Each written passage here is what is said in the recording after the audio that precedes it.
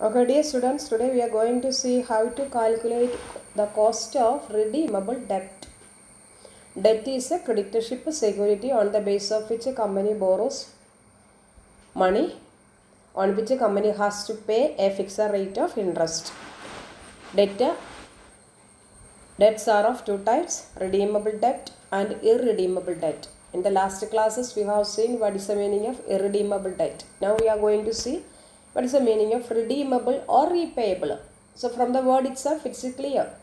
Repayable debt means those debt which are repayable after a specified period. So they are issued for a specified period and are repayable after the expiry of that specified period. For example, 8% debentures issued for a period of 6 years. So after 6 years, that debenture or that debt is to be repaid. Okay. Then how to calculate the cost of redeemable debt? Here also there are two situations, before tax and after tax. Why? നമുക്കറിയാം debt interest on debt is A tax deductible expense as it is shown in the P and L account. നമുക്കറിയാം interest on borrowed capital നമ്മൾ P and L account debit സൈഡിലാണ് കാണിക്കുന്നത്. അപ്പോൾ അതിന് ശേഷമാണ് tax കൊടുക്കുന്നത്. അതുകൊണ്ടാണ് നമ്മൾ ബിഫോർ ടാക്സും ആഫ്റ്റർ ടാക്സും കാൽക്കുലേറ്റ് ചെയ്യുന്നത്. ഓക്കെ, എന്താണ് formula? K D B is equal to I plus R V minus N P. ഇവിടെ നിങ്ങൾക്ക് കൊടുത്തിരിക്കുന്നത് 1/n ആണ്. അതിൽ എളുപ്പം പറയാൻ എളുപ്പം R V minus N P divided by N all divided by R V minus N P divided by 2 into 100. Once again I plus R V minus N P divided by N all divided by R V plus N P divided by 2 into 100. I means interest. Okay, R V redeemable value or repayable value, നമ്മൾ തിരിച്ചു കൊടുക്കേണ്ട amount. Redeemable value or repayable value R V. Okay, N P എന്താ? Net proceeds. നമുക്ക് debt issue ചെയ്തപ്പോൾ നമുക്ക് കിട്ടിയ പൈസ നമ്മൾ കണ്ടു. ഒന്നിൽ പ്രീമിയത്തിലാണെങ്കിൽ പ്രീമിയം ആഡ് ചെയ്യും, ഡിസ്കൗണ്ടിനാണ് ഡിസ്കൗണ്ട് ലെസ് ചെയ്യും. ദെൻ ഫേസ് വാല്യൂലാണെങ്കിൽ അതേ എമൗണ്ട്. ഇനി ഫ്ലോട്ടേഷൻ കോസ്റ്റോ എന്തെങ്കിലും ഉണ്ടെങ്കിൽ അത് നമ്മൾ ലെസ് ചെയ്യും. അതാണ് N P, net proceeds. N means number of years. N എന്താ? Number of years. ഓക്കെ, എത്ര വർഷത്താനാണ് ഇഷ്യൂ ചെയ്തത്? ഇപ്പോൾ നമുക്കാണ് കഴിഞ്ഞ എക്സാമ്പിൾ ഞാൻ പറഞ്ഞ 6 വർഷം. അപ്പം 6 വർഷത്താനാണ് ഡിബഞ്ചർ ഇഷ്യൂ എങ്കിൽ divided by 6. All divided by R V plus N B divided by 2 കിട്ടുമെന്ന് വിചാരിക്കുന്നു. I interest. R V redeemable value or repayable value, തിരിച്ചു കൊടുക്കേണ്ട എമൗണ്ട്. നമുക്കറിയാം യൂഷ്വലി നിങ്ങൾ പഠിച്ചിട്ടുണ്ട് അക്കൗണ്ടിങ്ങിൽ debentures will be issued either at par or at premium or at discount. Face വാല്യൂവിൽ അല്ലെങ്കിൽ ഡിസ്കൗണ്ടിന് അല്ല പ്രീമിയത്തിൽ, ഈ 3 കേസസിൽ നമുക്ക് ഇഷ്യൂ ചെയ്യാം. യൂഷ്വലി റീപേയബിൾ എങ്ങനെ ആയിരിക്കും? Repayable either on premium or at par. സാധാരണ നമുക്ക് റീപേ ചെയ്യേണ്ടത് ഒന്നി പ്രീമിയത്തിന് അല്ലെങ്കിൽ പാർ വാല്യൂലായിരിക്കും. ഓക്കെ, അപ്പോൾ അതാണ് ആർ വി. എൻ പി എന്താ? നെറ്റ് പ്രൊസീഡ്സ്, നമുക്ക് ഇഷ്യൂ ചെയ്തപ്പോൾ ഇങ്ങോട്ട് കിട്ടിയ പൈസ. ഓക്കെ, ഇനി ഇവിടെ എന്ത് ചെയ്യും? ആഫ്റ്റർ ടാക്സ് ആണെങ്കിൽ നമ്മൾ ഇന്നലെ ചെയ്ത പോലെ തന്നെ K D B into 1 - t എന്നിട്ടാൽ മതി. Cost of debt before tax into 1 - t. അല്ലെങ്കിൽ ഐ കഴിഞ്ഞിട്ട് 1 - t ഇടും. നമ്മൾ ഇന്നലെ ചെയ്ത അതേപോലെ തന്നെ I into 1 - t.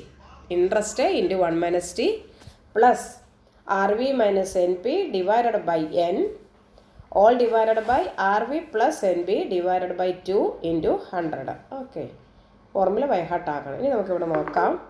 Assuming that a firm pays tax at 50% rate, compute after tax cost of debt in the following cases. 50% ആണ് tax rate. Then K D A ആണ് കണ്ടുപിടിക്കാൻ പറഞ്ഞിരിക്കുന്നത്. ഒന്നാമത്തെ perpetual bond sold at par, coupon rate of interest is 7%. The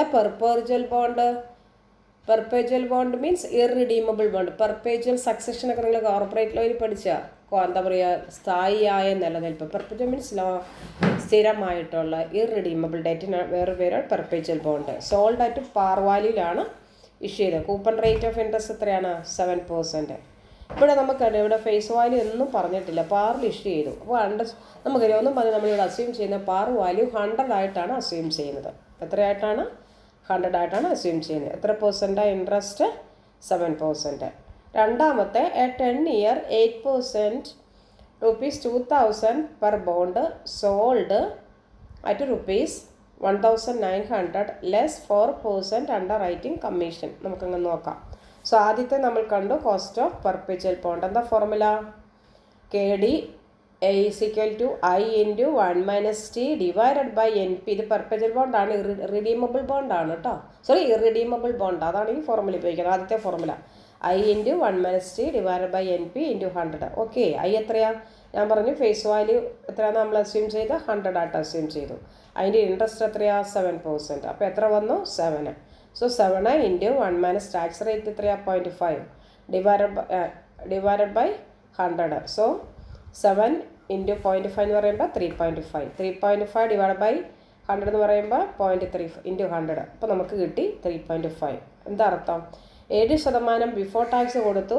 ശരിക്കും after tax 50% tax പോയിട്ട് നമ്മൾ കയ്യിൽ നിന്ന് എത്രയേ കൊടുത്തിട്ടുള്ളൂ? 3.5% കൊടുത്തിട്ടുള്ളൂ. ഓക്കെ, രണ്ടാമത്തെ ഇവിടെ ഞാൻ വീണ്ടും ആ ക്വസ്റ്റ്യൻ ഒന്നുകൂടെ കാണിക്കട്ടെ.